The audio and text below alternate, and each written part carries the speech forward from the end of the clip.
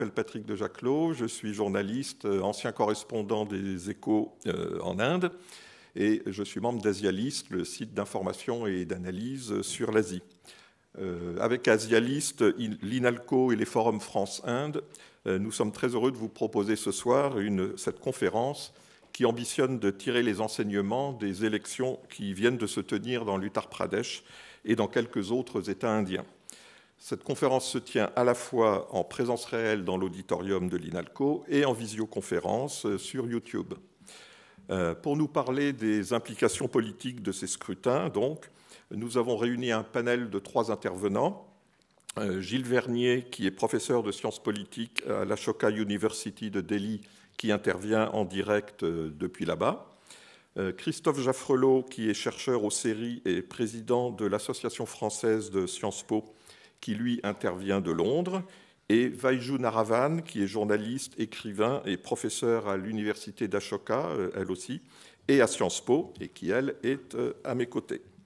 Nous avons un petit changement de programme parce que, pour des raisons logistiques, Christophe Jaffrelot est obligé de prendre un Eurostar plus tôt que prévu tout à l'heure. Donc, il interviendra en premier sur un thème qui est un rebond sur les résultats de l'Uttar Pradesh. Ce ne sera pas tout à fait aussi cohérent dans l'ordre des interventions qu'on l'avait prévu, mais enfin, voilà, c'est comme ça qu'on peut s'en sortir. Bien, donc, le 10 mars dernier ont été annoncés les résultats des élections pour les assemblées de 5 États indiens. Les plus importants, et de loin, étaient ceux de l'Uttar Pradesh, qui se sont traduits par une victoire franche et massive du BJP, le parti au pouvoir, qui a obtenu une large majorité absolue au Parlement de Lucknow, la capitale de l'Uttar Pradesh.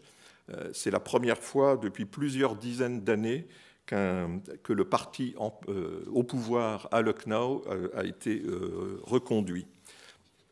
La portée de ce résultat dépasse largement les limites de l'Uttar Pradesh, qui est, rappelons-le, un État hors norme dans la fédération indienne. C'est de très loin le plus grand et le plus peuplé. L'Uttar Pradesh compte plus de 200 millions d'habitants, à peu près à égalité avec le Brésil, c'est vous dire. En outre, c'est un État absolument clé pour le BJP, le parti de Narendra Modi, qui en a fait le principal laboratoire de son projet idéologique, l'Hindutva, c'est-à-dire la doctrine du nationalisme hindou, celle qui prône la supériorité de la religion hindoue sur celle des minorités, qu'elles soient musulmanes ou chrétiennes ou autres. Et il y a 5 ans, quand le BJP avait remporté l'Uttar Pradesh, c'est un des chantres les plus violents de l'Hindutva, Yogi Adityanath, qui a été nommé au poste de Chief Minister, le ministre en chef de l'Uttar Pradesh. Alors, dans ces conditions, le scrutin qui vient d'avoir lieu ressemblait évidemment à un test grandeur nature pour les prochaines élections générales qui auront lieu dans 2 ans. Et élections qui verront si Narendra Modi et le BJP restent au pouvoir pour un 3e mandat consécutif. Eh bien, au vu des résultats du scrutin de l'Uttar Pradesh, les élections de 2024 s'annoncent plutôt bien pour Modi et le BJP. Donc, nous allons tenter d'analyser l'implication de tous ces événements. Après les interventions des différents participants, nous passerons aux questions. Alors, un détail important pour tous ceux qui nous suivent sur YouTube, vous pouvez poser vos questions en temps réel, en permanence, sur la page YouTube, et nous les répercuterons auprès de nos intervenants. Bien, alors, il était prévu que Gilles Vernier commence par nous détailler les résultats de l'Uttar Pradesh, mais comme je vous l'ai dit, vu les circonstances, il parlera en 2e. Et je vais donc passer d'abord la parole à Christophe Jaffrelot, qui est chercheur au CERI, président de l'association Sciences Po, politologue spécialiste de l'Inde, auteur de nombreux ouvrages, dont notamment L'Inde de Modi, qui est paru il y a 2 ou 3 ans et qui est un des ouvrages de référence sur la scène politique indienne actuelle. Christophe Jaffrelot est également professeur au King's College de Londres, ce qui lui vaut d'y être ce soir et ce qui lui vaut d'avoir des problèmes d'Eurostar. Bien. Alors, Christophe, un des grands enseignements de la victoire du BJP dans l'Uttar Pradesh, c'est le renforcement très net de la position du Chief Minister, Yogi Adityanath. C'est quelqu'un qui n'est pas très connu en France, mais je crois qu'il va falloir apprendre à le connaître, et c'est un personnage pas banal. Alors, commencez, s'il vous plaît, par nous brosser un portrait de Yogi Adityanath. Dites-nous un peu d'où il vient et parlez-nous de ses exploits passés avant qu'il soit nommé Chief Minister de l'Uttar Pradesh. Alors, je saute le diaporama de Gilles Vernier et voilà celui de Christophe Jaffrelot. Voilà. Merci beaucoup Patrick, et toutes mes excuses pour ce contretemps qui vous oblige à changer l'ordre des présentations, mais en même temps, il y a une logique dans ce nouveau programme dès lors que celui qui a gagné les élections du mois dernier eh bien, était déjà au pouvoir, et donc savoir qui il est et ce qu'il a fait pour mériter d'être réélu, eh bien finalement, ça n'est pas sans importance, sans intérêt. Et comme vous le dites, il va falloir apprendre à connaître Yogi Adityanath parce que c'est maintenant certainement l'un des candidats à la succession de Narendra Modi, ce qui nous vaudra d'ailleurs sans doute quelques luttes de factions au sommet du BJP dans les années qui viennent.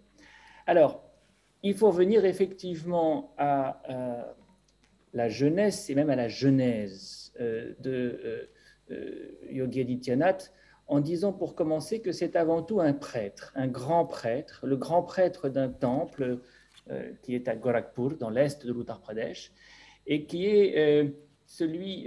non, la slide d'avant était tout à fait pertinente, parce qu'elle vous montre le grand-père de Adityanath, Digvijaynath, qui est celui qui, en 1949, a participé au commando qui a mis la statue du dieu Ram dans la mosquée d'Ayodhya en Uttar Pradesh. Et donc, vous avez une généalogie très importante, absolument capitale.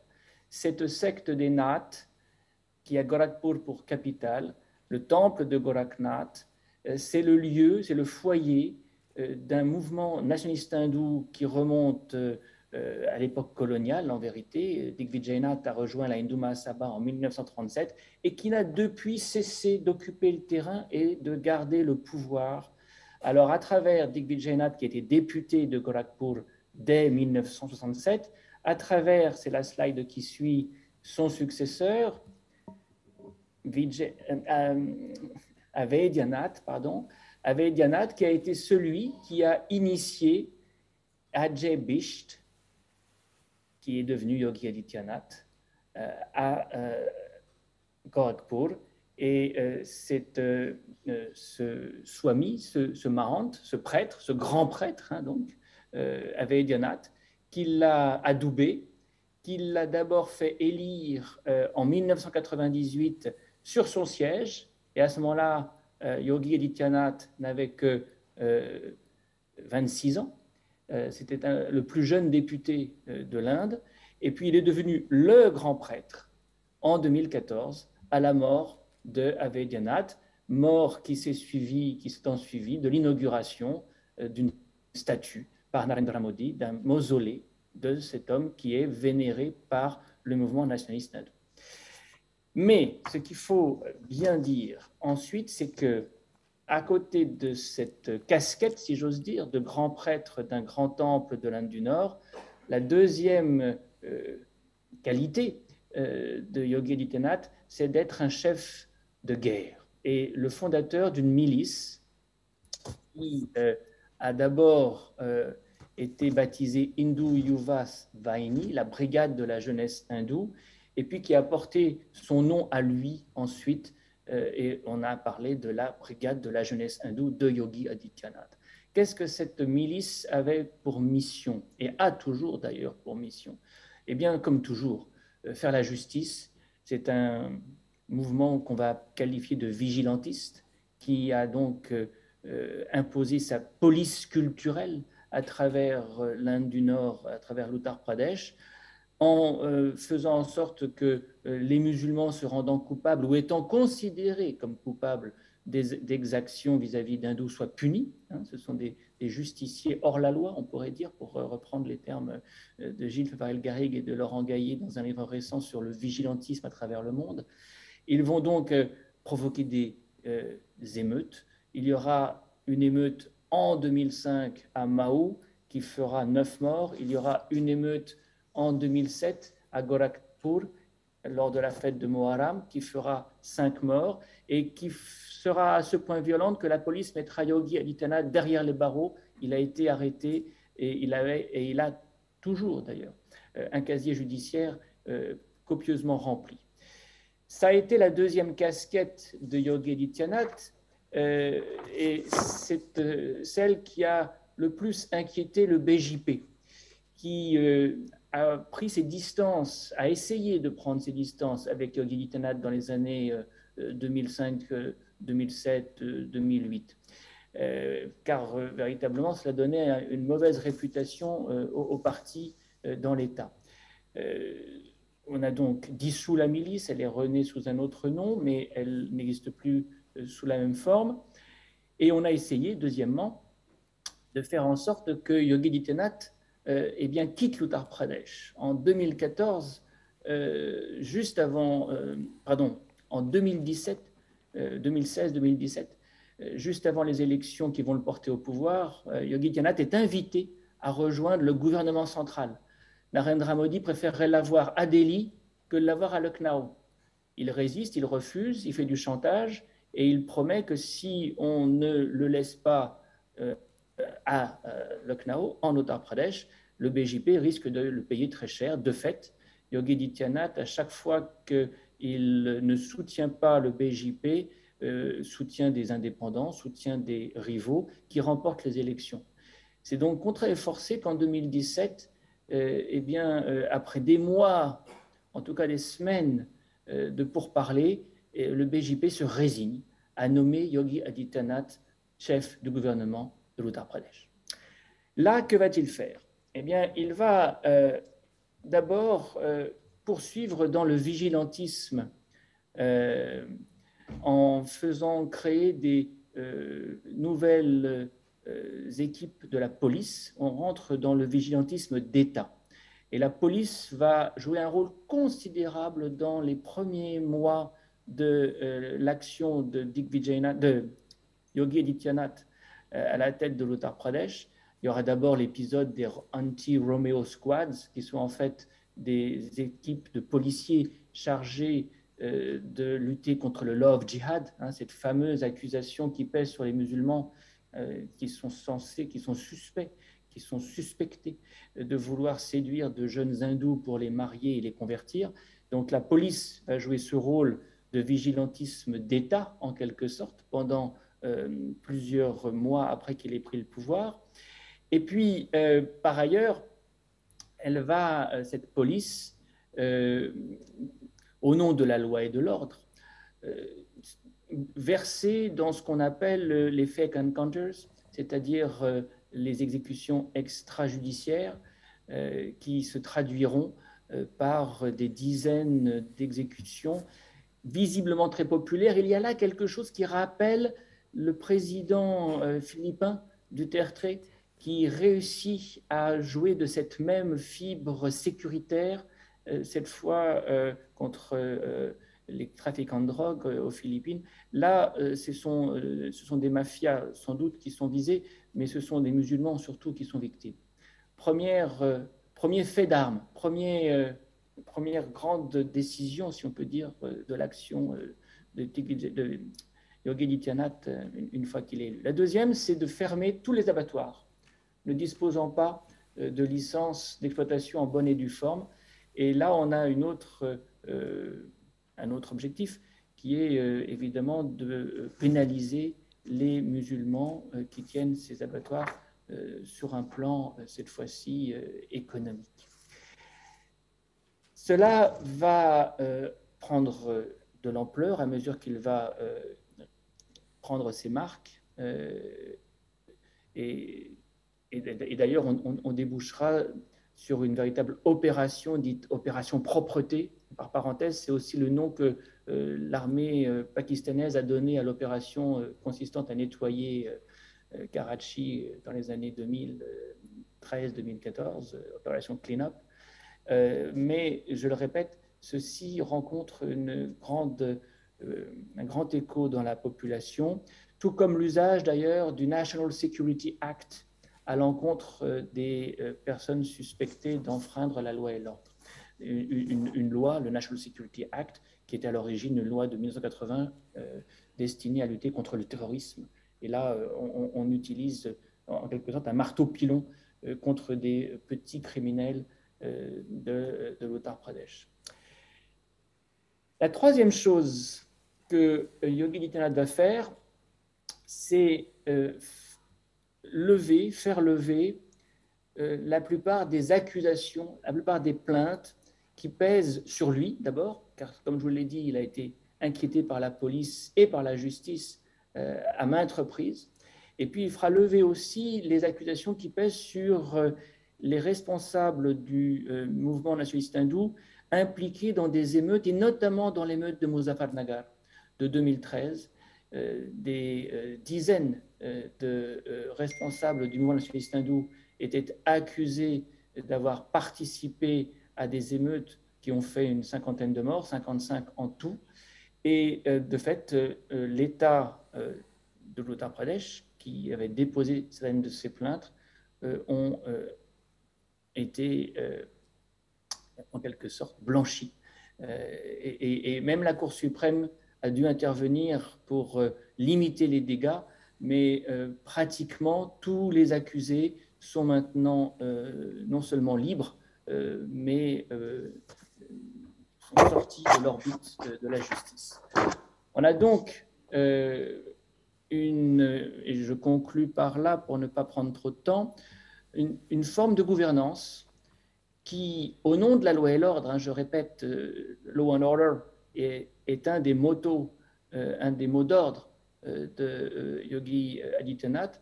On a donc une gouvernance qui, au nom de la loi et de l'ordre, s'est traduite par une forme de milicisation de la police, une transformation de la police en ce que Yogi Adityanath avait déjà inventé, une armée privée, et surtout une armée qui a pour effet de mettre les minorités en coupe réglée, en tout cas de les discipliner. Et je termine par là parce que c'est la diapo que vous avez sous les yeux, ce qui est tout à fait intéressant, c'est de voir comment, in fine, les casquettes que j'ai listées, grand prêtre, chef de milice et puis chef de gouvernement pour finir, eh bien, se conjuguent toutes dans ce geste de respect que l'on voit exprimé par l'un des policiers venus au temple de Gorakhnath, où Yogi Adityanath passe beaucoup de temps. On est dans une forme de théocratie. Et je pense que c'est l'un des grands enseignements de cette élection.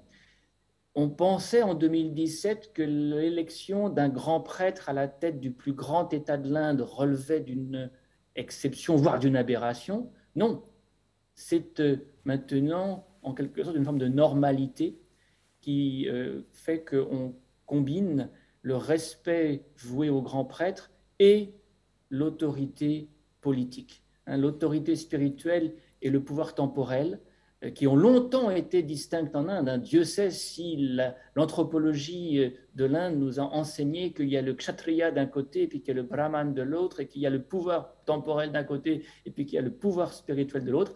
Alors, Yogi Adityanath combine les deux, et il combine les deux de manière spectaculaire, car il est de caste Rajput.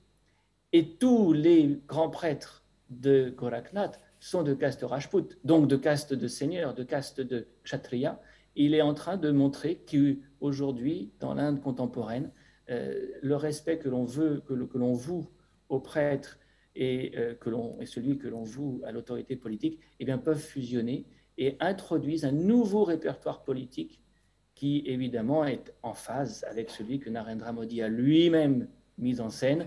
Rappelez-vous la pose de la première pierre du temple d'Ayodhya, où il a agi en grand prêtre de cérémonie, en maître de cérémonie, autant qu'en Premier ministre de l'Inde. Et je crois que c'est important de faire le parallèle, car les deux hommes ont des points communs. Bon, voilà, alors je m'arrête là. justement, Christophe, bon, on voit que c'est un personnage haut en couleur et qui gagne à être connu, si j'ose dire.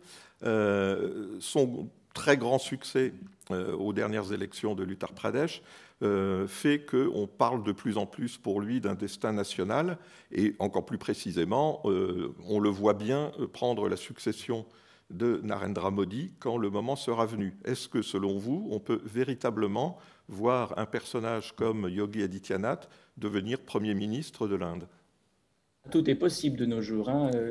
On ne pourra pas dire qu'on n'a pas été, comment dire, surpris et nos pronostics déjoués les uns après les autres. Donc, je ne pense pas qu'il y ait d'impossibilité, mais par contre, je rappelle qu'il n'est pas du sérail, qu'il n'est pas issu du RSS, qu'il vient d'une autre tradition, une tradition qui est beaucoup plus proche de celle de la Hindu Mahasabha, de Savarkar, qui sont à chaque fois mis en valeur par le RSS, mais qui ne sont pas de ce sérail. Et deuxièmement, il y a déjà des candidats à la succession de Narendra Modi.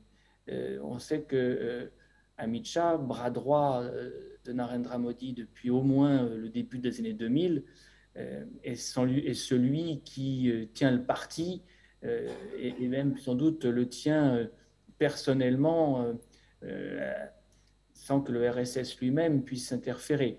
Donc, voilà deux hommes jeunes, en tout cas Amit Shah est quinquagénaire et peut encore espérer gouverner pendant des années si Modi passe la main.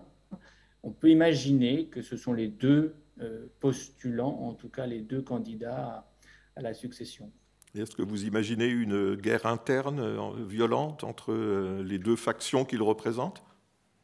C'est très difficile, ce genre de choses est très difficile à prévoir, bien sûr. Ce sera en tout cas un test pour la capacité du Sangh Parivar à garder son unité et à faire régner la discipline. Rappelez-vous, dans un contexte similaire, ce qui s'est passé en Turquie. Erdogan et Fethullah Gülen étaient les meilleurs amis du monde jusqu'à ce qu'ils s'entre-dévorent. Ce sont des régimes qui ont une tendance à la prédation mutuelle, en quelque sorte. Bien, merci. Combien de temps vous reste-t-il, Christophe? Et là, 5 minutes 10 maximum. Bon, alors, nous allons prendre tout de suite des questions destinées à Christophe Jaffrelot, puisque ensuite il s'en va. Y a-t-il des questions dans la salle? Je dois dire à la régie que je n'ai pas la vision des éventuelles questions sur YouTube. L'écran qui devrait me les donner est éteint. Bon, une question ici. Voilà, vous avez un micro qui arrive. Un instant, s'il vous plaît. Monsieur Jaffrelot, est-ce que vous pourriez nous dire quelques mots de la communauté des Naths à laquelle appartient Yogi Adityanath? Alors, c'est une communauté très intéressante parce que c'est une secte dont d'ailleurs nous avons en France une grande spécialiste, Véronique Boulier, a écrit sur les Naths en français, donc c'est facile d'accès, et on a fait l'histoire et l'anthropologie.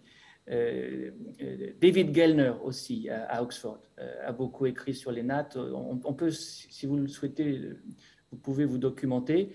C'est une secte très ancienne qui a très longtemps été syncrétique, au sens où elle empruntait à l'islam. Et elle avait aussi une dimension transnationale, car certains des grands lieux saints des Naths sont au Népal. Vous avez de grands temples Naths à Katmandou et dans la vallée de Katmandou. Donc c'était une secte de caractère assez hétérodoxe. Et d'ailleurs, que ce soit des Rajputs qui la dirigent est tout à fait intéressant, car dans la plupart des cas, malgré tout, ce sont des brahmanes que l'on retrouve dans des fonctions comme celle-ci. Et c'est un facteur encore, en quelque sorte, d'ouverture.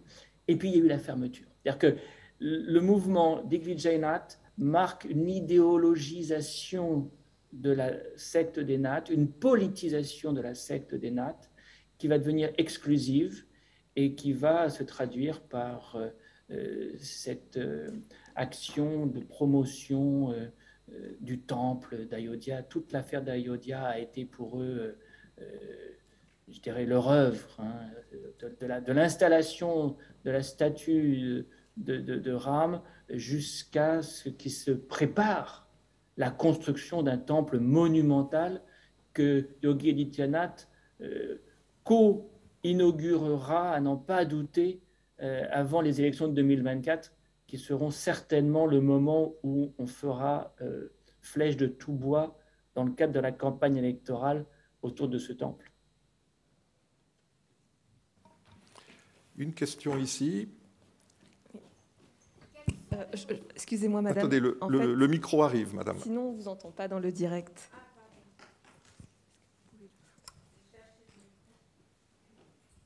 Madame. Bonjour. Je voulais savoir quelles étaient les ressources financières des Naths et de Yogi Adityanath. Comment il arrive à construire d'aussi grands édifices et de maintenir cette force, enfin voilà, cet ordre militaire, enfin cette milice privée, etc. Est-ce que je peux ajouter les une temples question? en Inde ne manquent pas d'argent. J'aurais volonté d'ajouter une question. C'était juste de savoir quel a été le bilan de sa politique économique et sociale en tant que Chief Minister. Alors, deux questions bien différentes. Les moyens financiers de son organisation et son bilan en tant que Chief Minister. Oui, je laisserai Gilles répondre à la deuxième. Je dirais juste un mot, car il est bien plus au courant que moi de cet aspect des choses. Sur le premier point, les temples ne manquent pas d'argent en Inde, comme je disais. La plupart d'entre eux collectent des dons, des donations en grand nombre. Tirupati, pour ne prendre qu'un exemple, dans le sud de l'Inde, est une, entre guillemets, pompe Afrique. C'est d'ailleurs pour ça, ne l'oubliez pas, que Nehru a voulu que les temples soient sous le contrôle au moins financier de l'État pour éviter que ces sommes d'argent colossales ne soient mal utilisées. Et c'est une des choses que le BJP a toujours refusé, et il lutte pour rendre aux temples leur autonomie financière. On verra si ça finira par arriver. En tout cas, l'argent ne manque pas dans un temple comme celui-ci, mais dans le cas de Yogi Adityanath, ce n'est pas seulement les dons au temple qui remplissent ses caisses. Vous avez compris qu'il avait ce qu'on appelle le muscle power qui aide à collecter les fonds. Et c'est des populations. Ce sont des groupes qui sont dans une zone grise, le mot est faible, du point de vue de l'état de droit. Alors, en termes de développement et de politique économique et sociale, ce que je peux dire, ayant visité l'Uttar Pradesh à 3 reprises, avec Gilles d'ailleurs, en 2018, 19 et 20, c'est que on a eu, mais ça vaut pour l'Inde en général, une focalisation sur des enjeux identitaires aux dépens des politiques économiques et sociales. Alors, avec un bémol, il y a des politiques d'aide aux pauvres qui sont ciblées, qui sont une nouvelle forme d'État-providence, on peut dire, qui aident considérablement à remporter des voix au moment des élections. Mais cette politique d'assistance, en quelque sorte, certains diront d'assistanat, elle va de pair avec un grand désintérêt pour la macroéconomie, et notamment pour la question de l'emploi ou la question agricole. Par exemple, on va laisser les vaches errantes dévorer les récoltes, et Dieu sait si les paysans se battent contre des vaches qui viennent fouler aux pieds leurs plantations, leurs semences, leurs semailles, mais qui pourra lutter contre le symbole que représente la protection de la vache. C'est la grande leçon de ces élections, mais de façon plus générale de la réélection de Modi en 2019 et de la façon dont la politique évolue en Inde. Modi a compris en 2004, quand le BJP a perdu en dépit d'un bilan économique très fort, que les élections ne se gagnaient pas sur l'économie en Inde. Enfin, il l'a compris, il l'a pensé. Et sa politique et celle de ses chief ministers est fidèle à cette ligne de conduite. On gagne des élections sur des enjeux identitaires, des enjeux symboliques, une arithmétique de caste, une distribution de fonds, de subsides dans le cadre d'un nouvel État-providence, comme je le disais, mais une macroéconomie, une politique macroéconomique qui viserait, par exemple, à créer des emplois, ça n'apparaît pas comme une priorité. Et le chômage des jeunes en Uttar Pradesh comme ailleurs est tel que vous voyez des centaines de milliers de personnes être candidats à quelques centaines de postes dans le secteur public. On l'a vu tout récemment en Uttar Pradesh précisément, parce que la rareté des emplois est telle qu'on va faire tout ce qu'on peut pour décrocher un emploi public. Là, vous avez un des grands points noirs, l'hypothèque qui pèse sur l'émergence indienne, et le mot n'est même plus tellement d'actualité.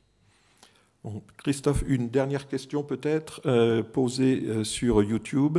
Yogi Adityanath ne risque-t-il pas de jouer un rôle de repoussoir en 2024 en dehors des quelques États du Nord au détriment du BJP? De toute façon, le Sud, sauf le Karnataka, n'apparaît pas comme des réservoirs de voix très importants pour le BJP, qui a réussi en 2014 à remporter une majorité des sièges avec 31% des voix, simplement parce qu'il avait misé sur le Nord et l'Ouest. C'est une politique de polarisation, une stratégie de polarisation qui peut continuer à fonctionner. Donc, repoussoir peut-être, mais ça ne suffirait pas à le faire perdre sans doute. Et puis repoussoir, c'est à voir. Ce que l'on observe au Karnataka aujourd'hui, justement, bien qu'on soit dans le sud, c'est des formes de polarisation sur une ligne religieuse. L'affaire du hijab en témoigne. Et je suis sûr que Vaidju pourra nous en dire plus sur cette actualité-là. Ça montre que même dans le sud, aujourd'hui, vous avez des formes de polarisation qui ne le cèdent en rien à la ligne de Yogi Adityanath dans le nord. La fracture nord-sud, elle doit être relativisée dans ce cas précis qu'est le Karnataka, et ce n'est pas un petit État. Merci Christophe. Bon, je pense qu'il faut vous laisser prendre votre Eurostar maintenant. Merci. Merci d'être resté avec nous malgré tout. Avec plaisir. Bonne fin de conférence. Merci. Bien, alors revenons à la base, le point de départ de cette conférence, c'est-à-dire le résultat de ces élections dans l'Uttar Pradesh. Donc là, je m'adresse à Gilles Vernier, qui a l'immense avantage d'être sur place. Gilles, vous êtes docteur en sciences politiques, diplômé en philosophie et en éthique économique et sociale. Vous enseignez les sciences politiques à l'Ashoka University à New Delhi, où vous vivez depuis de nombreuses années maintenant. Et vos recherches sur la vie politique indienne portent tout particulièrement sur l'Uttar Pradesh. Ça tombe donc particulièrement bien. Alors, première question, d'abord, vous qui vivez sur place, est-ce que vous pouvez nous raconter de façon un peu vivante comment se sont passées les élections, dans quelle ambiance, puisqu'on sait que les scrutins dans l'Uttar Pradesh sont assez souvent marqués par une certaine violence. Est-ce que ça a été le cas cette fois-ci? Ah, Gilles, on ne vous entend pas. Oui. Voilà. OK. Donc, ces élections se sont déroulées dans un calme plutôt relatif. Si l'on compare la période de campagne avec le climat de tension qui règne en Uttar Pradesh depuis la prise de pouvoir des nationalistes hindous, en 2014, d'abord au niveau national et ensuite au niveau régional en 2017. Il faut savoir que les élections en Inde sont fortement policées. La commission électorale déploie des dizaines de milliers de forces paramilitaires pour sécuriser la campagne et le scrutin, qui se déroule en 7 phases étalées sur plus de 5 semaines, justement à fin de sécurisation. Par ailleurs, du fait des restrictions liées au Covid, des grands meetings de campagne ont été largement substitués par de petits événements ou des campagnes de porte-à-porte et par une campagne en ligne, une campagne digitale, qui sont moins susceptibles de générer de la violence de masse. Et donc, le scrutin n'a pas été marqué par des événements violents majeurs, à l'exception notoire d'une tentative d'assassinat d'Assaduddin Owaisi, qui est le leader d'un petit parti musulman, AIMIM, en février dernier. 2 jeunes sympathisants du BJP ont tiré sur son véhicule avec un revolver à un péage autoroutier sans faire de victimes. Les 2 personnes ont été arrêtées. L'enquête est toujours en cours.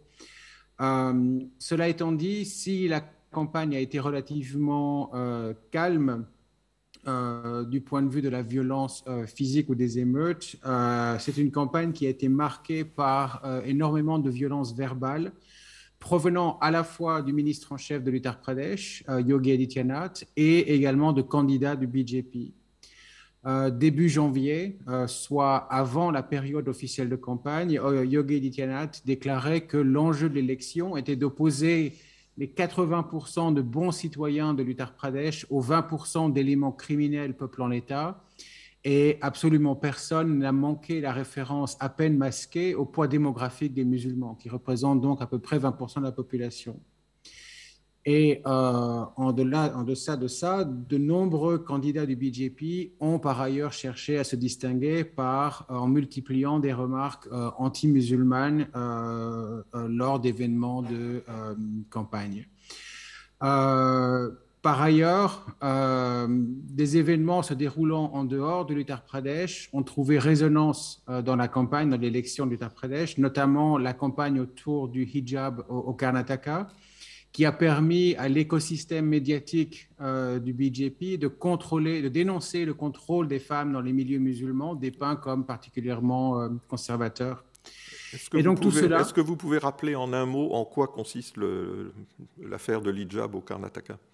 L'affaire du hijab, en deux mots, donc il y a quelques mois de cela, presque 6 mois maintenant, non, moins de 6 mois. Il y a quelques mois de cela, une controverse a fait éruption dans une école publique en Inde où les autorités scolaires ont cherché à imposer un uniforme en interdisant le port du hijab pour des étudiantes musulmanes. Certaines de ces étudiantes, aidées par leurs parents et par d'autres élèves, ont manifesté pour leur droit de porter donc, le voile islamique. Et cette controverse s'est étendue à d'autres établissements, s'est étendue au travers de l'État du Karnataka et a été assez rapidement politisée. On a vu des milices hindoues équiper les étudiants de turbans safran pour crier des slogans pro-hindous contre ces jeunes filles musulmanes qui se mobilisent à la fois pour préserver leur droit à l'éducation, mais aussi le droit à suivre des codes qui relèvent de leurs pratiques religieuses. Et donc, c'est une question qui s'est vite enflammée, en particulier sur les réseaux sociaux. Le judiciaire s'en est mêlé, le pouvoir politique s'en est mêlé. D'autres États, d'autres établissements dans d'autres États ont commencé à énumérer des règles contraignant l'accès à l'éducation par ce biais aux jeunes musulmanes. Et donc, cela, par le truchement des réseaux sociaux en particulier et des médias, cela a trouvé résonance dans la campagne de l'Uttar Pradesh. Mais ce que l'on voit, pour revenir en Uttar Pradesh, c'est que tout cela suit un schéma bien établi selon lequel le Premier ministre, qui a pris la tête de la campagne en Uttar Pradesh, s'exprime, parle sur des thèmes très rassembleurs, qui inclut le développement, les politiques sociales de redistribution, les investissements publics, l'Inde comme grande puissance. Le ministre en chef met en avant son bilan sécuritaire en prenant bien soin d'associer criminalité et minorités religieuses. Et les discours qui sont plus ouvertement islamophobes et plus violents sont le fait de candidats s'exprimant localement, mais dont la parole est amplifiée par les médias et par les réseaux sociaux. Et donc, cette division du travail, si vous voulez, permet au BJP de faire valoir certaines qualités de ses leaders, le providentialisme, la bienfaisance et la charité, l'inclusion, la vision politique, tout en reléguant la stratégie de polarisation sociale et religieuse aux acteurs locaux, qui, si besoin est, en endosseront la responsabilité, notamment vis-à-vis de la commission électorale.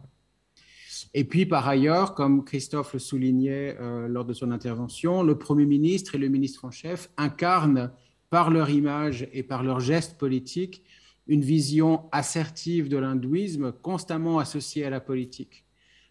Et au cours de ces derniers mois, avant la campagne, les deux leaders ont multiplié des cérémonies d'inauguration, de rénovation de sites religieux, notamment à Bénarès et à Ayodhya, autant d'opportunités pour se présenter à la population, à la fois comme des leaders politiques, mais aussi comme des figures d'autorité religieuse, consacrées même par des prêtres lors de cérémonies fortement chorégraphiées et médiatisées.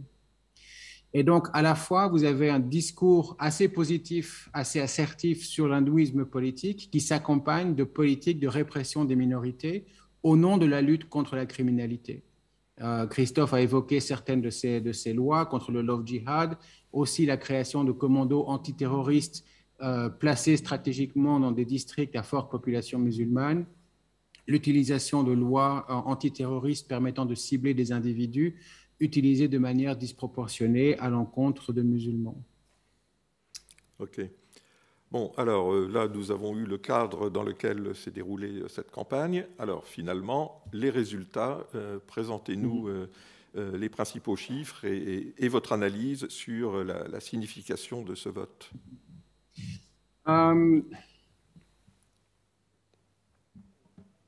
Les résultats sont assez clairs. Le BJP remporte la victoire avec une large majorité de 255 sièges sur 403, avec 42% des voix. Le jeu du système électoral majoritaire et la montée en force du Samajwadi Party coûte 57 sièges sur 403 au BJP, mais l'information pertinente est que le BJP ne perd pratiquement pas de voix nulle part et remporte la plupart de ses sièges avec de fortes marges de victoire. Alors, son principal adversaire, le Samajwadi Party, signe la meilleure performance de son histoire avec 32% des voix, mais dans un contexte de compétition bipolaire, la barre pour remporter des sièges monte davantage. Et donc, la montée en voix du Samajwadi Party, qui est impressionnante, qui est tout à fait impressionnante, n'était néanmoins insuffisante pour défaire le BJP dans un contexte bipartisan, dans un contexte bipolaire. Et donc, le SP bénéficie du fort déclin des autres partis d'opposition, le BSP, le Bahujan Samaj Party, qui est un parti dalit, et le Congrès, dont la plupart des électeurs se sont reportés sur les candidats du SP.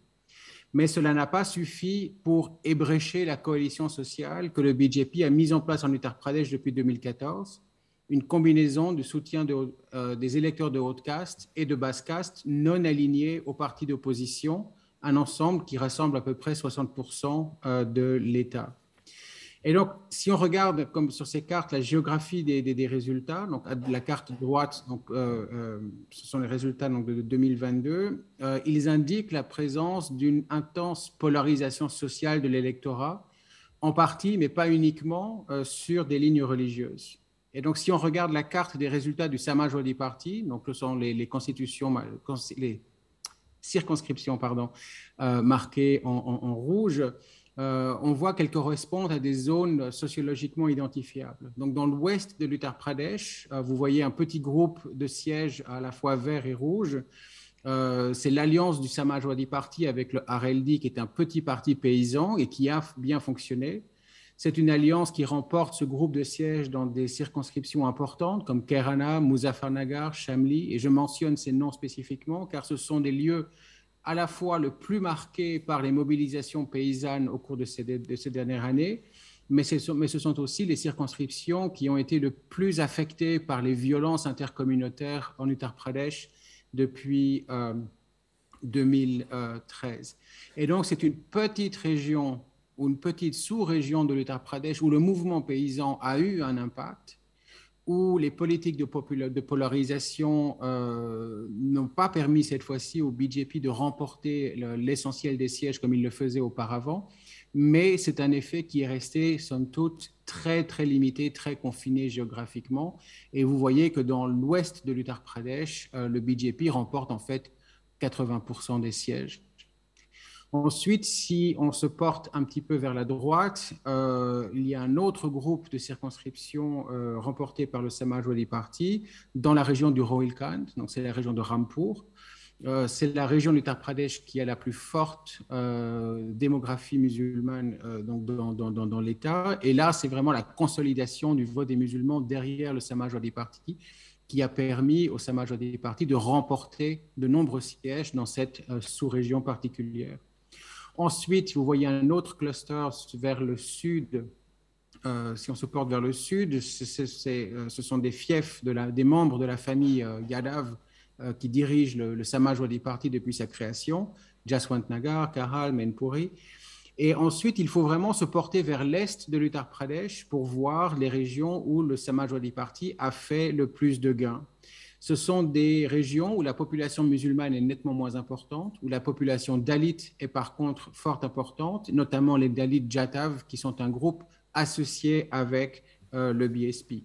Et si l'on compare ces deux cartes, la carte d'une part de 2022 et la carte des élections de 2019, avec les résultats ajustés aux circonscriptions régionales, on voit que le Samajwadi Party a obtenu de très bons résultats, essentiellement dans des circonscriptions qui étaient détenues par le BSP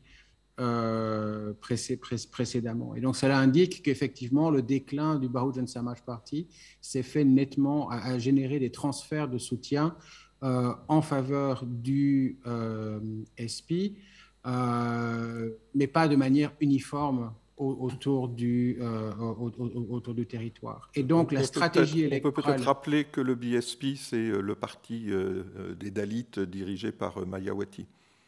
Exactement. Donc, le Bahujan Samaj Party est un des deux grands partis régionaux de l'Uttar Pradesh qui a été au pouvoir et qui a porté une femme dalit au pouvoir en Uttar Pradesh à 4 reprises à partir du milieu des années 90 jusqu'en 2012.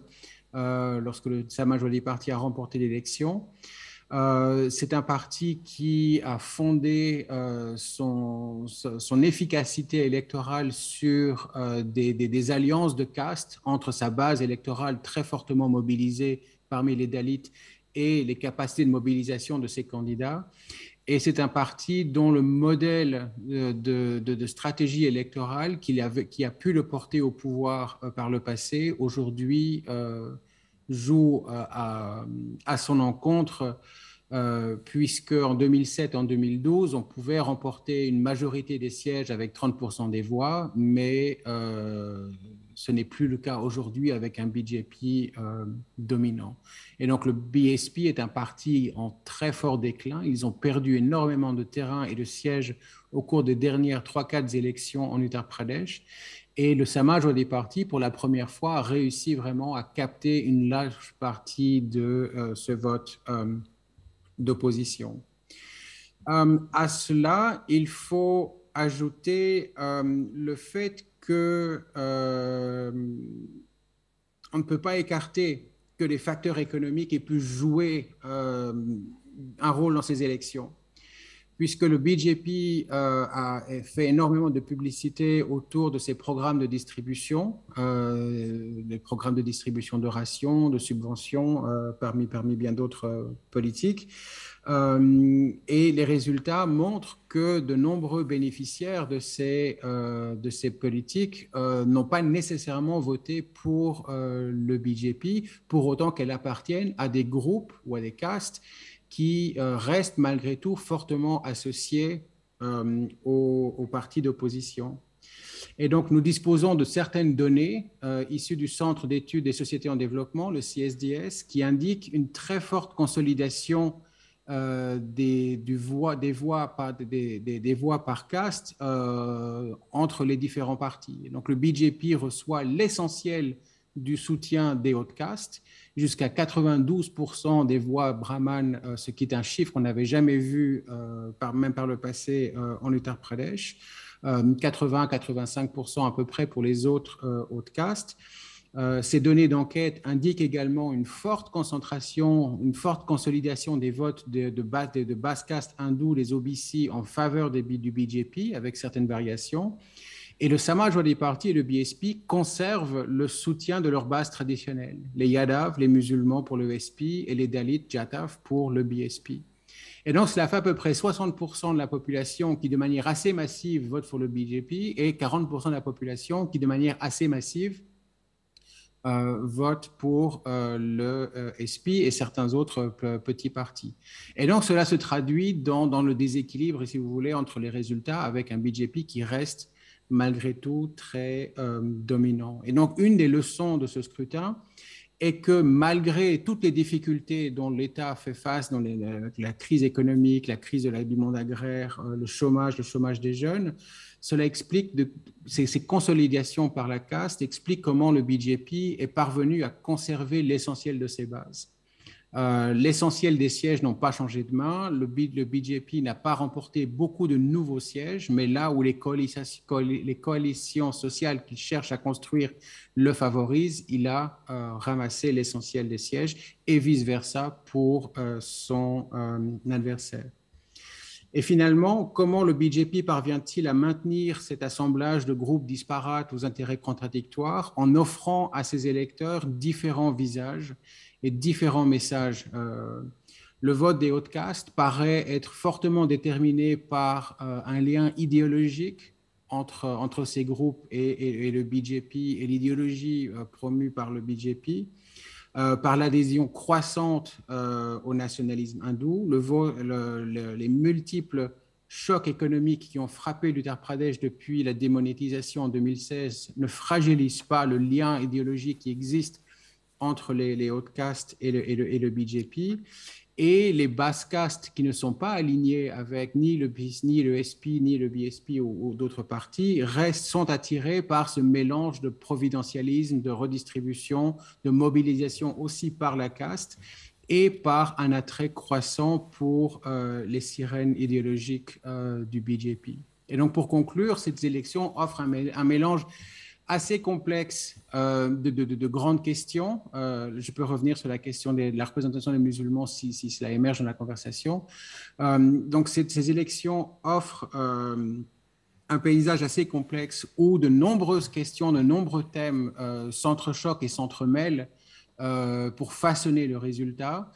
Nous ne sommes pas en mesure de dire qu'un facteur surdétermine les autres, que ce soit les polarisations religieuses ou l'hindutva, que ce soit les politiques de redistribution, que ce soit le leadership providentiel ou le registre populiste du leadership de Narendra Modi et de Yogi Adityanath. Mais de manière pour commencer, nous ne disposons pas des données qui nous permettent de mesurer ces questions-là de manière précise.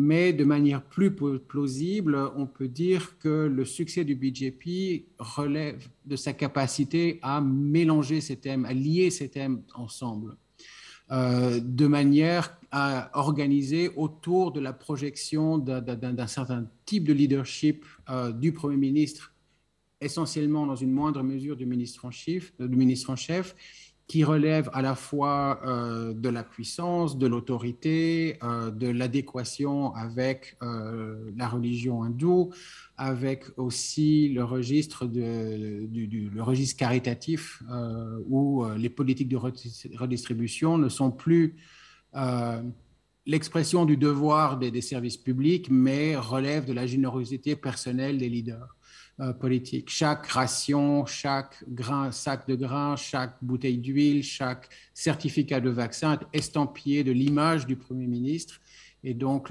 qui permet au Premier ministre de créer ce lien presque individuel avec chaque électeur et qui permet de développer un discours d'inclusion, de générosité, qui permet de mobiliser au-delà des clivages, même si la mobilisation par les clivages et notamment par la caste reste néanmoins pertinentes. Merci Gilles. Bon, je crois que nous allons garder les questions pour la fin. Alors maintenant, je voudrais élargir un peu le débat et pour cela, je me tourne vers Vaidju Naravan, qui, elle, est présente à l'INALCO. Donc, Vaidju, vous êtes journaliste, vous êtes écrivain, vous avez longtemps été chef de bureau en Europe pour le quotidien The Hindu. Pour ceux qui ne connaissent pas, c'est ce qui pourrait ressembler le plus au monde en Inde. Et vous êtes actuellement professeur à l'Ashoka University de Delhi, comme Gilles, et à Sciences Po. Alors, le 10 mars, il y a eu non seulement les résultats de l'Uttar Pradesh, mais aussi des résultats dans 4 autres États. Et nous allons donc en dire un mot. Alors, le résultat le plus spectaculaire et de loin a été observé au Pendjab, avec une victoire écrasante du parti d'opposition AAP de Kejrival. Pouvez-vous nous expliquer un peu ce qui s'est passé au Pendjab ? Oui, effectivement, le parti de Kejrival qui s'appelle AAP, qui veut dire Aam Aadmi Party, le parti de Monsieur Tout-le-Monde, est un phénomène assez nouveau sur l'échiquier politique indien et qui est né principalement à New Delhi. Ils se sont montrés un peu comme le parti vraiment de celui qui nettoie les rues, donc ils se sont vraiment montrés comme le parti des sections les plus vulnérables, les plus mal vues et plus desservies de la nation.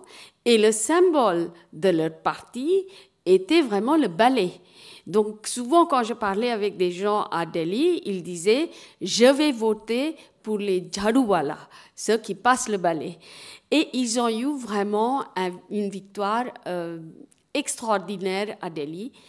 Et depuis, M. Kejrival, qui est le leader de ce parti, a décidé que véritablement, il voudrait faire de ce petit parti local qui avait gagné des élections dans Delhi, un parti national. Ils avaient essayé de gagner les élections dans l'État nord qui est voisin du Punjab, qui est le Haryana, la dernière fois, mais le BJP est retourné au pouvoir à Haryana. Mais cette fois-ci, aussi bien dans les élections municipales à Chandigarh et dans l'État de Punjab tout entier, ils ont gagné vraiment une victoire écrasante. Il y a plusieurs raisons pour ça. Un, c'était qu'il y a eu ce mouvement des paysans qui a été très, très marqué par les paysans venant du Punjab, parce que le Punjab est considéré comme le grenier de l'Inde. C'est un État très, très important céréalier. Et effectivement, il y avait cette identité sikh qui était très liée au mouvement des paysans en Inde. Le parti BJP a été contrainte de retirer 3 lois qu'ils avaient essayé de passer, qui allaient d'une certaine manière porter atteinte aux intérêts des gros paysans de l'Uttar Pradesh, parce qu'ils voulaient supprimer de Punjab, pardon, parce qu'ils voulaient supprimer les prix minimums de soutien qu'ils donnaient pour procurer la récolte si les prix offerts sur le marché ouvert n'étaient pas suffisamment hauts. Et ça, les paysans ont vécu ça comme vraiment une mesure contre eux et pour les intérêts des gens comme Adani ou les autres amis de Monsieur Modi qui voulaient se lancer dans la grande distribution et la procuration des céréales. Ça a beaucoup joué. Mais il y avait d'autres facteurs aussi.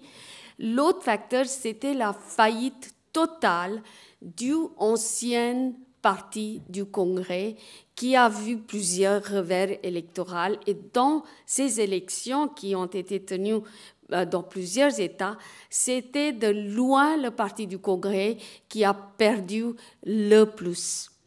Effectivement, les électeurs au Punjab ont dit que depuis 70 ans, on a vu deux blocs gouverner.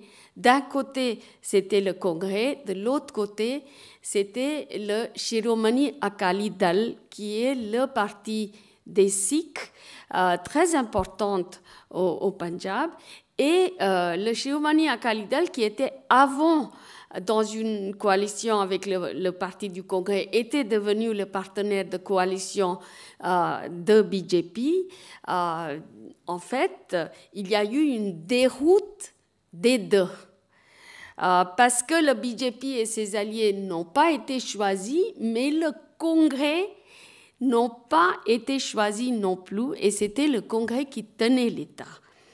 Effectivement, ils avaient un premier ministre démissionnaire. Après, la personne qu'ils ont choisie n'a pas véritablement donné des résultats, mais il faut dire qu'il n'a pas reçu le soutien inconditionnel de son parti non plus. Donc, c'était assez compliqué au sein de ce parti.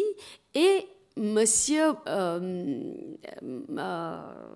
Kejriwal a choisi Bhagwant Mann, qui est vraiment quelqu'un qui est très apprécié du public parce que c'est un type populaire. On le voit ici crier victoire avec Kejriwal. Et Kejriwal a aussi su garder, comme Modi, un profil d'un certain monsieur propre. Alors, il faut dire ici que le Aam Aadmi Party ne s'est pas couvert de gloire pendant ces dernières 4 ou 5 ans parce qu'ils n'ont pas contré la rhétorique majoritaire de BJP. Ils sont devenus une espèce de pâle copie hindouiste du BJP. Ils n'ont pas voulu prendre des risques parce qu'aujourd'hui dans l'Inde, se déclarer ouvertement contre le majoritarianisme hindou apporté par le BJP et installé par le BJP comme une espèce de religion nationale est un pari très risqué. Et aucun parti a véritablement essayé de combattre le BJP sur ce terrain-là. Donc, ni Kejriwal, ni les autres. C'est ça, c'est la défaite du Congrès. En fait, maintenant, le Congrès, pour la première fois dans son histoire, il détient que deux États, tandis que c'était le parti qui a apporté la liberté à l'Inde, qui a eu plusieurs extraordinaires premiers ministres, plusieurs extraordinaires ministres, et qui avait tracé ce chemin plutôt séculaire, progressiste, moderniste pour l'Inde. Certes, il y a eu beaucoup de corruption au sein du Parti de Congrès. Certes, il y a une espèce de fatigue de la part de l'électorat indien de voir la 4e génération de la dynastie de Nehru et de Gandhi. Et on voit que vraiment la leadership du Parti du Congrès a une espèce de disconnect avec les électeurs. Ça ne parle plus aux électeurs. Oui, alors, on a parlé de l'Uttar Pradesh et du Punjab, et dans les deux cas, le Congrès, dans ces deux États-là, n'a eu qu'une poignée de sièges, enfin, même pas 5 sièges, ouais, ni dans un État ni dans l'autre.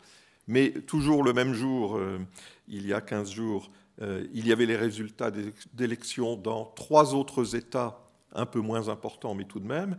Et dans ces 3 autres États, le Congrès s'est fait également balayer.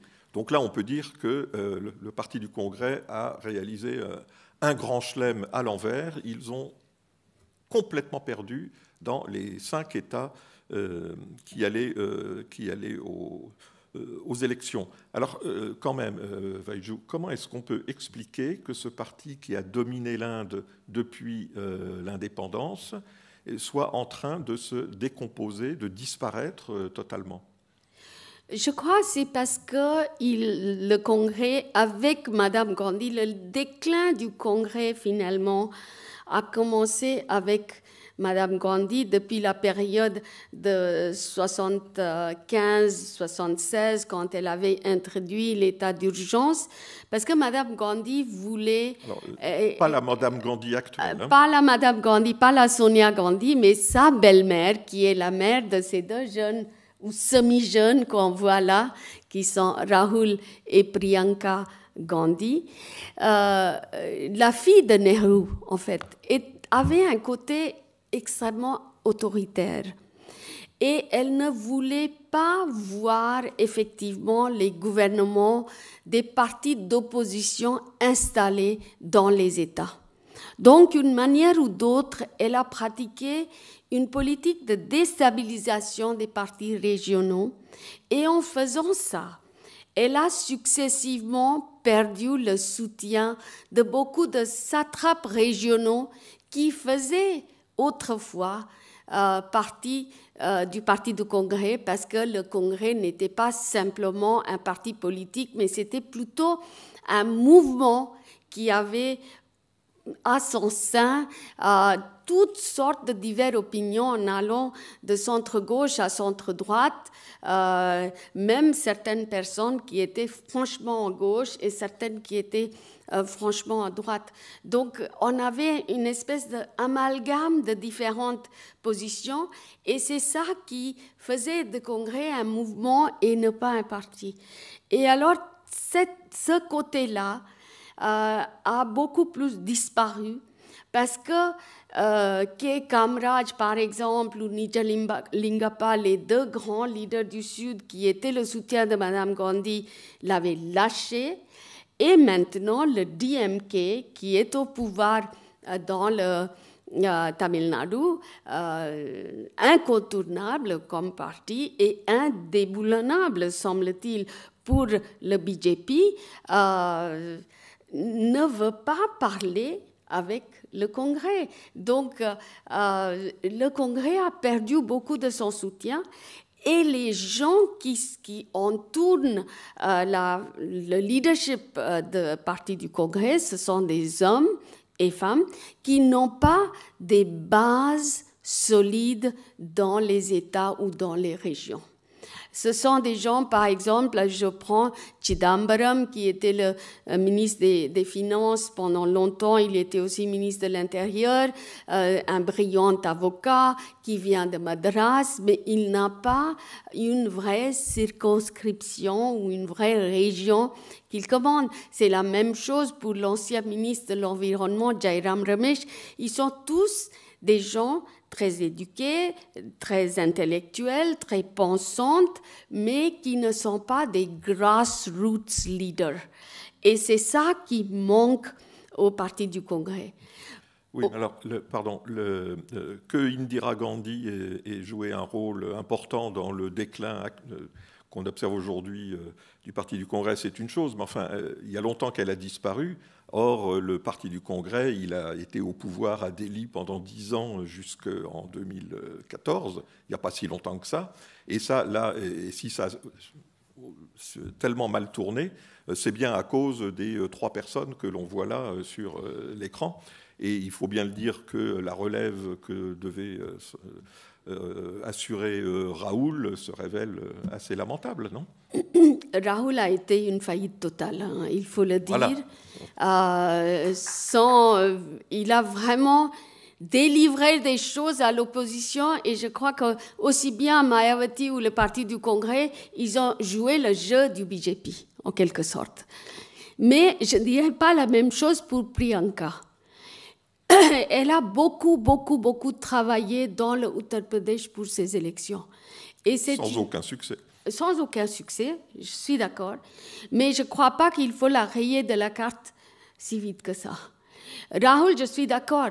Mais la question est que les gens du Parti de Congrès, les membres du Parti de Congrès disent comment peut-on avoir un parti qui est antidémocratique, où il n'y a pas eu des élections.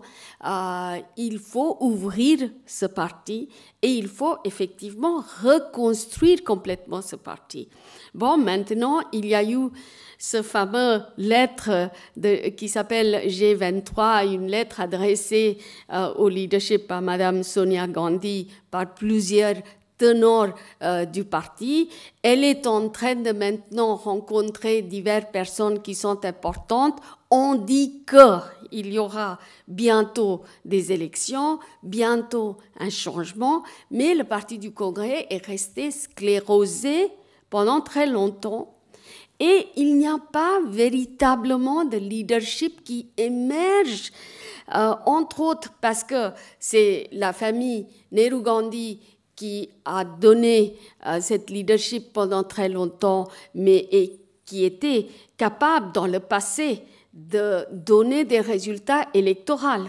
Aujourd'hui, ils ne sont pas capables de le faire et le parti doit retrouver son identité. En fait, le Congrès est un parti qui est à la recherche d'une identité. Et c'est très triste de voir ce grand parti réduit à ça, mais quelque part, c'est aussi parce qu'ils ont perdu leur capacité de s'organiser, d'aller jusqu'en bas vers le peuple. Et ce que le BJP a et qui a montré, c'est cette capacité de s'organiser. La machine de parti de BJP est extraordinairement fort et performant. Et c'est ça aussi qui balaye un petit peu le Congrès. Bon, mais alors, si le Congrès n'est plus à même de jouer son rôle de parti national d'opposition, il y a un menu problème, c'est qu'il n'existe aucun autre parti national d'opposition au BJP. Donc, est-ce qu'on en arrive à un stade où l'opposition ne s'incarne plus que par des leaders régionaux qui peuvent être très forts, chacun dans son État, mais dont l'influence ne dépasse pas les limites de son État. Et à ce moment-là, qu'est-ce qui peut incarner une opposition au BJP? Est-ce qu'on peut imaginer une alliance de ces leaders régionaux que, par ailleurs, beaucoup de choses séparent? Mais on a eu en Inde une époque où on avait des grandes coalitions de partis. Et dans le premier mandat de Manmohan Singh, ou même pendant la reine de P.V. Narasimha Rao, qui était le premier ministre quand le mosquée d'Ayodhya a été détruit début années 90, on a eu quand même des gouvernements de coalition qui avaient réussi. Et à l'époque, on disait effectivement, parce que le BJP n'était pas encore tout à fait sur l'horizon, le Congrès a été affaibli, le Congrès avait besoin d'aller chercher des alliés pour forger un gouvernement au centre, et on a eu des coalitions parfois de 11 partis. Et ils ont gouverné avec succès. Le problème, évidemment, c'est que quand vous avez une coalition de plusieurs partis, le Common Programme est vraiment le dénominateur commun le plus bas que vous prenez. Parce que tel ou tel parti ne veut pas telle ou telle chose, il y a tout le temps des compromis et des compromissions qui deviennent obligatoires. Aujourd'hui, si on mettait le Congrès hors de l'équation, à ce moment, on voit qu'il y a quand même certains leaders qui sont puissants dans leur propre fief. Vous avez Mamata Banerjee, cette femme qui règne le Bengale. Le BJP aurait à un moment donné bien voulu avoir un accord avec elle. Elle les a rejetés. Elle a infligé une défaite assez importante sur le BJP. Vous avez aussi M.K. Stalin qui est maintenant au pouvoir dans le Tamil Nadu.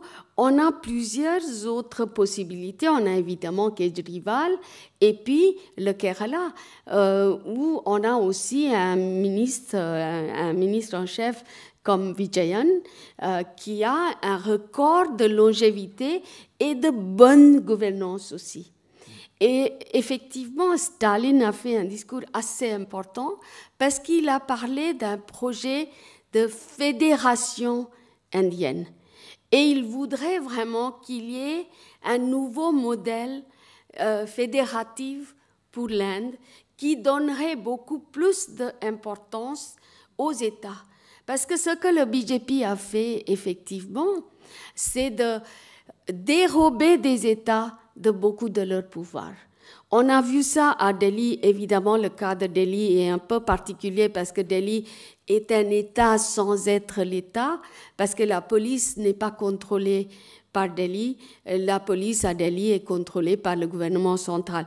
Mais dans les autres États, vraiment, la police, c'est en fonction de l'État. C'est pas au gouvernement central sur la liste de définition des pouvoirs qui adviennent aux États et qui adviennent au gouvernement central. Donc, il y a des questions comme ça. Et même avec le GST, le General Services Tax, le TVA qui a été introduit en Inde, le gouvernement central joue avec les recettes des différents États. Il ne donne pas assez d'argent qu'il doit à des États qui sont gouvernés par les partis de l'opposition, mais vraiment c'est un jeu assez néfaste qui est joué par le gouvernement central actuellement. Et Staline plaide pour une nouvelle esquisse, un petit peu, pour la fédération indienne, pour remodeler ça. Et ce sont des idées qui sont intéressantes. Maintenant, il faut voir comment ces idées fassent leur chemin, quelles sont les alliances que ces gens sont capables de construire. En tout cas, si tous ces personnages que l'on voit là s'allient pour faire un front commun contre le BJP, ça promet d'être quand même assez spectaculaire parce que ce sont toutes des très très fortes personnalités qui ont l'habitude d'être seuls maîtres à bord, d'avoir à peu près tous les pouvoirs dans leur fief qui est leur État. Et l'idée de collaborer avec des alter-ego de même niveau et de même puissance, ça ne va pas de soi tout de même, hein, il me semble. Mais il y a une question très importante, c'est que ces élections qui se sont déroulées maintenant, ils ont été gagnés surtout dans l'Uttar Pradesh, mais aussi dans d'autres États, pas uniquement sur la question de welfarism, parce que Modi et tous les autres, le Premier ministre, donnaient des cadeaux au dernier moment pour plus ou moins acheter l'électorat. Et aussi, il y a une espèce de propagande, une machine à propagande de BJP qui est très très forte.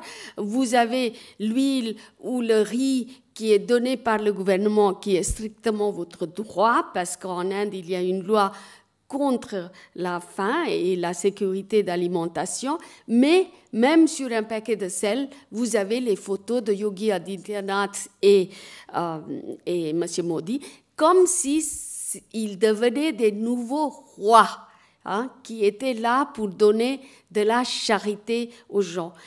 Cette élection a été menée sur la question d'identité, sur la question de hindouisme majoritaire et même cette alliance de partis, moi je me demande jusqu'à quel point est-ce qu'ils seront capables de clairement énoncer que voilà, nous voudrons un modèle séculaire. Nous ne voulons pas le Hindu Rashtra. Et ce poison du Hindu Rashtra, de nation hindoue, que l'Inde est d'abord pour les hindouistes et que les minorités comme les chrétiens, les musulmans ou les autres peuvent aller s'écraser ou qu'ils sont des citoyens de deuxième zone, ça a vraiment pénétré très profondément dans la psyché des Indiens aujourd'hui. Parce qu'on n'arrête pas de démontrer les musulmans comme des ennemis, les gens qui nous ont envoyés de l'extérieur. On dit tout le temps aux musulmans, si vous n'êtes pas content, vous n'avez qu'à aller au Pakistan. Et il y a cette espèce de persécution, des lynchages, des tueries, simplement parce que quelqu'un a une autre religion. Et ça, c'est extraordinairement dangereux en Inde pour la santé de l'Inde, pour l'existence de l'Inde aussi comme un pays séculaire et progressiste. Merci. Alors, il nous reste que quelques minutes. Si vous avez des questions, demandez le micro. Moi, il y a une question que je voudrais poser à Vaidjou et à Gilles, peut-être, tous les deux. Est-ce que vous pensez que le résultat qu'on a vu dans l'Uttar Pradesh annonce un nouveau renforcement de la politique de l'Hindutva au niveau national? Pour moi, certainement oui. Et quelle forme est-ce que ça pourrait prendre? Parce qu'ils vont sans doute réintroduire les 3 bouts de législation que Modi était obligé de retirer. Il a vécu ça comme une espèce d'humiliation personnelle. Ils vont réintroduire cette législation sur l'agriculture. Oui, enfin, ça, c'est pas l'Hindutva, ça. C'est pas l'Hindutva, mais Yogi Adityanath a dit le mien sera un bulldozer government. Et il posait des bulldozers dans les rallyes souvent. Je crois que ça sera vraiment un gouvernement beaucoup plus sévère, beaucoup plus strict. On va gérer l'Inde plus avec la peur qu'avec une vraie citoyenneté. Gilles?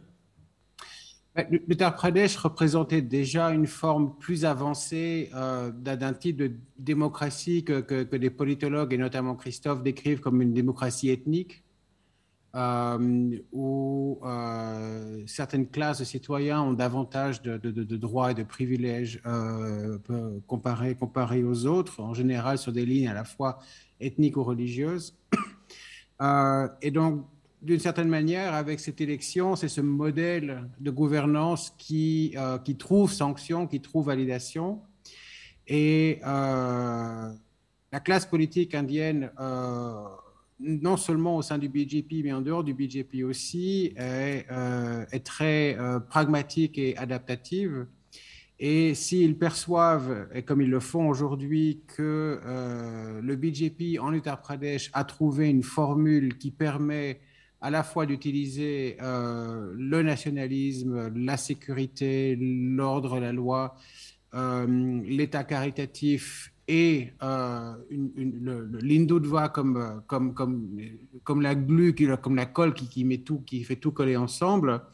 Ils vont, et s'ils s'aperçoivent que ce modèle est efficace à contrer les revers ou la crise économique, à propos de laquelle ils ne savent pas faire grand-chose objectivement, de nombreux autres chief ministers, non seulement au sein du BJP, mais également en dehors, vont être tentés d'imiter ce même modèle de gouvernance de l'homme fort, la personnalisation à outrance de la politique et le majoritarisme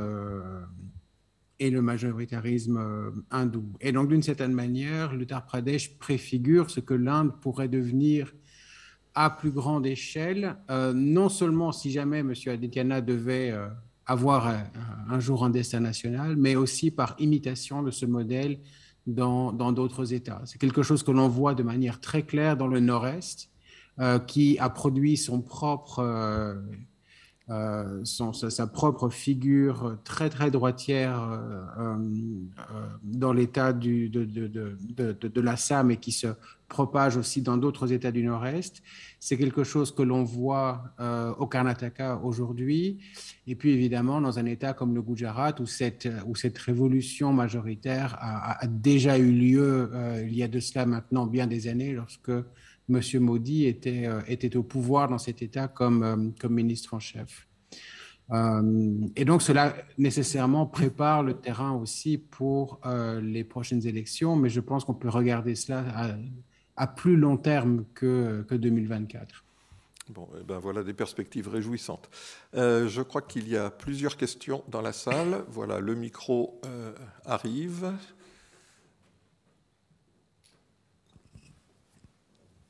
Voilà, c'est à vous. Alors, j'avais une question par rapport à l'actualité actuelle, enfin l'actualité de cette semaine où on parle d'un documentaire qui est sorti appelé Kashmiri Files, où en fait on relate justement des exécutions de pandits brahmanes qui se situent au Cachemire. Et je voulais savoir, selon vous, quel impact ça peut donner à l'Inde, et est-ce que justement, qu'est-ce que vous pensez de l'impact de ce documentaire? C'est pas un documentaire. Oui, The Film, voilà, pardon. C'est une fiction. Je l'ai pas vu, donc. Et ça a été fait par quelqu'un qui est un fervent supporter de BJP, d'ailleurs. Deuxièmement, tous les caractères musulmans qui sont montrés dans le film sont tous antipathiques, méchants.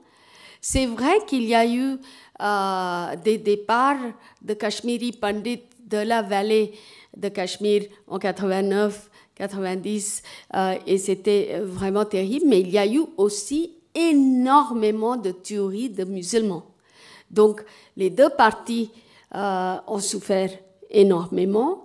Ce film ne parle absolument pas de un musulman ou des musulmans qui ont été tués pendant cette période.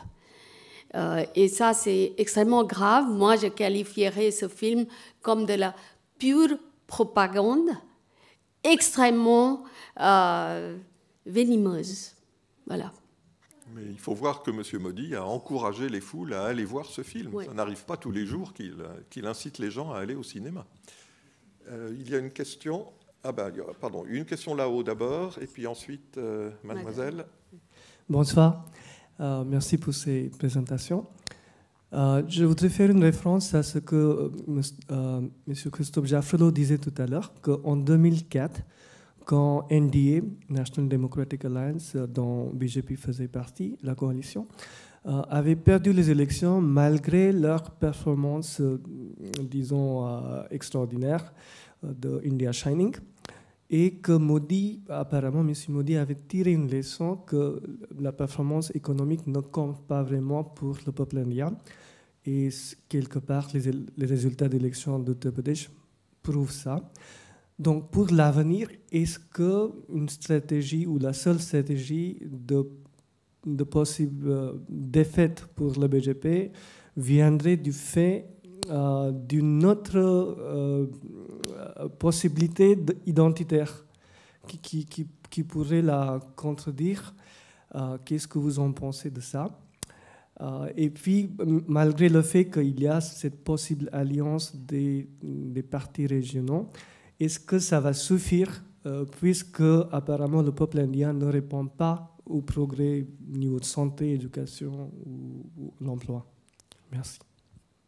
Non, c'est une question tout à fait intéressante parce qu'on a vu que la démonétisation a créé vraiment beaucoup de souffrance. Il y a eu énormément de gens qui ont perdu leur travail, qui ont été obligés de fermer boutique et tout le reste.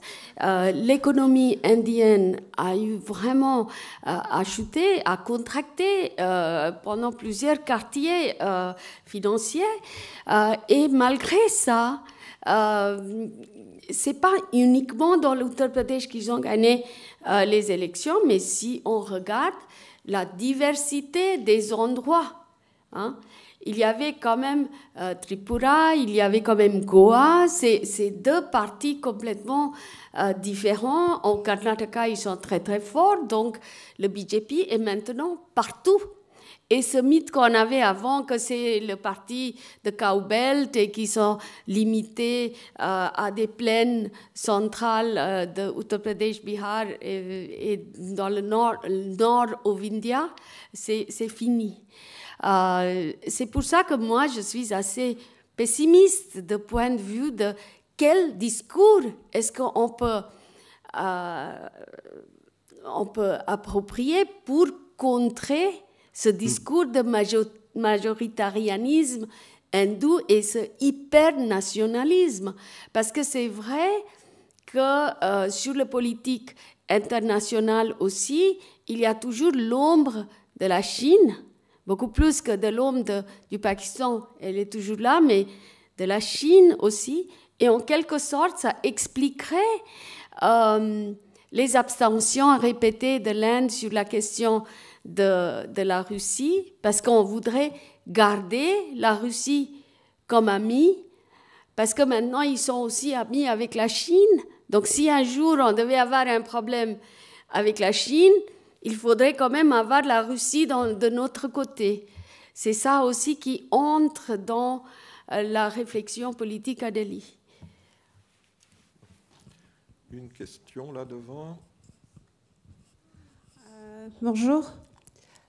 Alors j'ai bien suivi votre conférence et il y a une question qui me turlupine un peu. Ça concerne les écoles agricoles. Alors vous dites qu'il y a eu une manifestation pour retirer 3 lois, c'est ça? Alors moi je voudrais savoir si en Inde il y a des grandes écoles agricoles et des banques agricoles pour que les personnes puissent normalement bien travailler, trouver les outils pour pouvoir maintenir l'équilibre social. Voilà. S'il vous plaît. Il y a des grandes universités agricoles. Une de celles qui se trouve à Pune. Il y a des National Public Laboratories. Il y a beaucoup de recherches agricoles aussi sur les questions de rendement, richesse des terres. Mais il y a une crise agricole en Inde parce qu'il y a un parcellement des terres, fragmentation des terres, les terres qui sont en mauvaise condition. Il faut une politique agricole. Mais quelle politique agricole? Et il ne faut pas, effectivement, ce que le gouvernement a essayé de faire, c'est d'ouvrir si complètement le secteur agricole que ça devient les gros intérêts capitalistes qui entrent là-dedans et où les paysans sont obligés de vendre ou sont à la merci de ces grands intérêts financiers qui entrent dans l'agriculture. L'affaire est très, très, très compliquée. C'est vrai qu'il y a beaucoup de gens, beaucoup d'ingénieurs agricoles qui ont des solutions. L'Inde, aujourd'hui, est un net exportateur de produits agricoles. Ce n'est pas une question que tout le monde meurt de faim ou quelque chose. Il y a beaucoup, beaucoup de pauvreté, ça c'est sûr, mais c'est beaucoup plus à cause de la distribution de la richesse plutôt qu'un manque de production. Très bien. Et s'il vous plaît, est-ce que les travailleurs agricoles possèdent un parti politique? Est-ce qu'ils possèdent ils appartiennent à des partis politiques, certainement. Est-ce qu'il y a un parti politique qui les représente plus particulièrement? Non, pas vraiment. Il y a 2 petits partis politiques qui représentent, il y a le Shetkari Sangathan, des choses comme ça, mais elles restent assez étroites, en fait. Bon, l'heure est en train de tourner. On va prendre les toutes dernières questions au fond de la salle, là-bas. Bonsoir à tous. Paris, c'est une ville de lumière, ville intellectuelle. On est à l'université. Il y a quelque temps, peut-être c'était il y a 2 ans, j'ai vu un débat en Angleterre, dans une des universités très connues, peut-être c'était Oxford ou Cambridge, qui fait un débat sur l'article 370, parce que le gouvernement Modi a retiré cette loi en fait. Pendant ce débat, on a vu toutes les perspectives. On a eu les perspectives 360 degrés. Ils ont invité des Indiens qui étaient favorables pour retirer cette loi. Il y avait des Indiens qui étaient contre retirer cette loi. Donc on avait les perspectives 360 degrés. Mais je suis désolé, aujourd'hui, dans ce débat, comme habituellement à Paris, on voit seulement une perspective. Nous, les Indiens, savons très bien qu'on voit Z-News, il va dire BJP c'est très bien. Quand on va voir NDTV, on sait très bien, il va toujours dire que BJP est mauvais en fait. Et les gens qui suivent l'Inde à Paris, on sait très bien que Christophe Jaffrelot, Madame Vadjo, Gilles Varny va parler de l'Inde, il va avoir une certaine caricature. Pendant 1 heure et demie, on a écouté aucune chose positive qui était faite par les partis qui étaient réélus par le peuple à la façon démocratique. Merci. Et peut-être ça serait bien, si prochaine fois, vous aussi invitez des gens qui peuvent parler des autres perspectives. Bon. Y a-t-il d'autres questions dans la salle?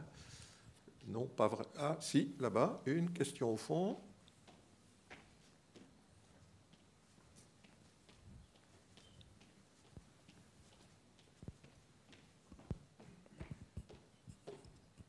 Merci beaucoup, les présentations ont été très intéressantes. J'avais une question par rapport, je pense, à la politique internationale. Si les pays qu'on peut dire un peu plus importants dans l'échelle internationale vont commencer à reconnaître le gouvernement en Inde en étant un peu extrême droite ou contre la démocratie, est-ce que ça va changer les opinions des gens qui votent en Inde, peut-être, dans les médias internationaux? Merci. Gilles, veux-tu répondre à ça? Peux-tu répéter la question, s'il te plaît? Ce n'était pas tout à fait clair. Si l'opinion internationale commence à considérer que l'Inde devient un pays d'extrême droite, non démocratique, etc., est-ce que ça peut influencer sur l'opinion elle-même des Indiens eux-mêmes? C'était bien ça la question. Oui. Oui, je pense que Vejo est plus experte que moi pour répondre à cette question, mais il me semble que l'exposition au contenu médiatique produit en Inde est nettement supérieure à ce qui est écrit ou produit sur l'Inde en dehors de l'Inde. Et très souvent, les couvertures médiatiques, souvent critiques de journaux internationaux, notamment le New York Times ou même Le Monde, font souvent l'objet d'attaques ou de réactions assez protectionnistes, assez parfois aussi assez chauvines. Et donc, si on voit également par ailleurs les communautés de diaspora indienne, en particulier les diasporas prospères, sont plutôt enclines à soutenir le BJP et à promouvoir la version actuelle de l'Inde que la version plus ancienne incarnée par une certaine idée du Parti du Congrès. Et donc, je ne suis pas certain que les changements d'opinion à l'extérieur aient énormément d'impact sur l'opinion publique en Inde elle-même. Ouais. Je voudrais juste ajouter une petite chose, c'est que vous avez le Reporters sans frontières, vous avez quand même le US Congress qui sont en train d'enquêter sur l'intolérance qui grandit en Inde vis-à-vis des minorités, des questions de lynchage ou des violences contre les minorités. Le Congrès américain commence à préparer des papiers. Ils ont déjà fait des déclarations sur la montée d'intolérance en Inde. Le gouvernement indien a toujours dit on n'est pas d'accord avec ça. Ils ne sont pas d'accord avec l'index de liberté de la presse qui a été établi par Reporters sans frontières, où l'Inde a glissé de 132e place ou 133e place à 142e place sur 180 pays. On dit tout le temps que la presse est libre, la presse est libre. Je fais partie de la presse et je sais comment ces choses marchent, jusqu'à quel point la presse est libre. Mais ça ne semble pas avoir affecté ce qui se passe en Inde. Hein? Et ça, le fait que l'Inde devient moins démocratique ou plus de droite ou je ne sais pas quoi, ça ne semble pas empêcher les grands leaders, que ce soit Macron ou d'autres, de faire le business avec l'Inde. Hein? Donc, je n'ai pas entendu une seule reproche fait vers M. Modi depuis qu'il est Premier ministre ou quelque chose comme ça. Il y a eu des organisations comme le Congrès, mais pas le président lui-même qui fera. Obama l'avait fait d'une manière très mild, mais il l'avait fait. Mais c'était très mal vu en Inde et on l'avait renvoyé.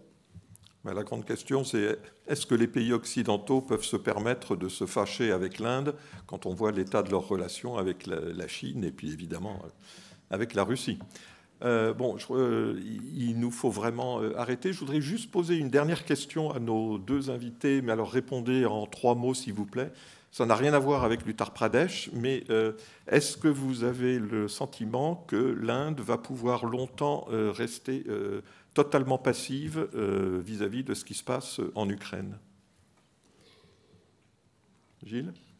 Il me semble qu'elle peut tenir cette position pour un bon moment, puisque comme vous le soulignez juste auparavant, personne n'a envie de sacrifier leurs relations bilatérales avec l'Inde au nom de principes, qu'il s'agisse du Cachemire ou qu'il s'agisse de l'Ukraine.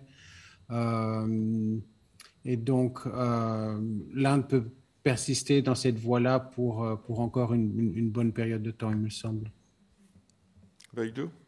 Oui, je crois, parce que les Indiens ont dit il y a 2 jours, le ministère des Affaires étrangères indien a fait une déclaration qu'on achète le pétrole ou le gaz de la Russie tout à fait selon les accords et tout à fait légalement. C'est notre droit et personne ne peut imposer des sanctions contre nous. C'est vrai.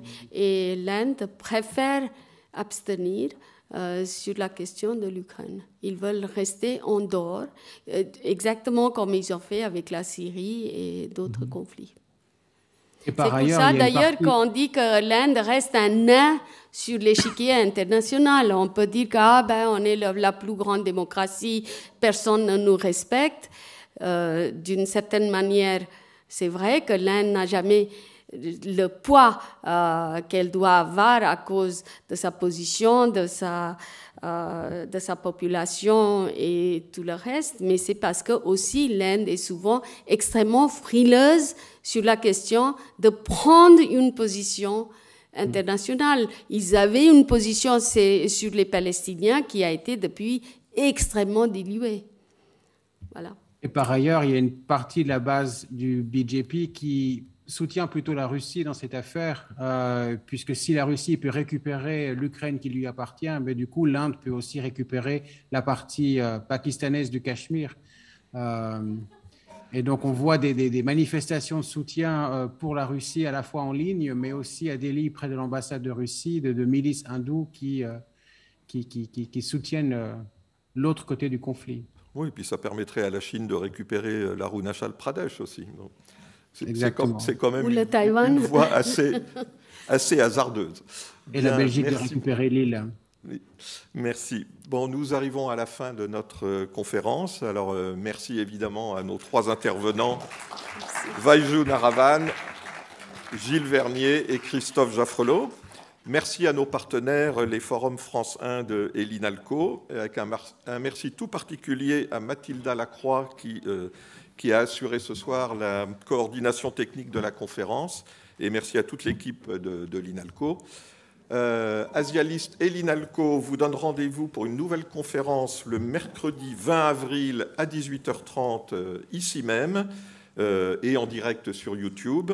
Elle portera sur l'Asie et la guerre en Ukraine, sujet qui sera certainement encore d'actualité brûlante ce jour-là. Et d'ici là, retrouvez toutes nos analyses sur l'actualité sur le continent asiatique sur asialist.com. Merci à tous et bonne soirée. Merci beaucoup Patrick. Merci Patrick pour ton efficace organisation. Merci Gilles.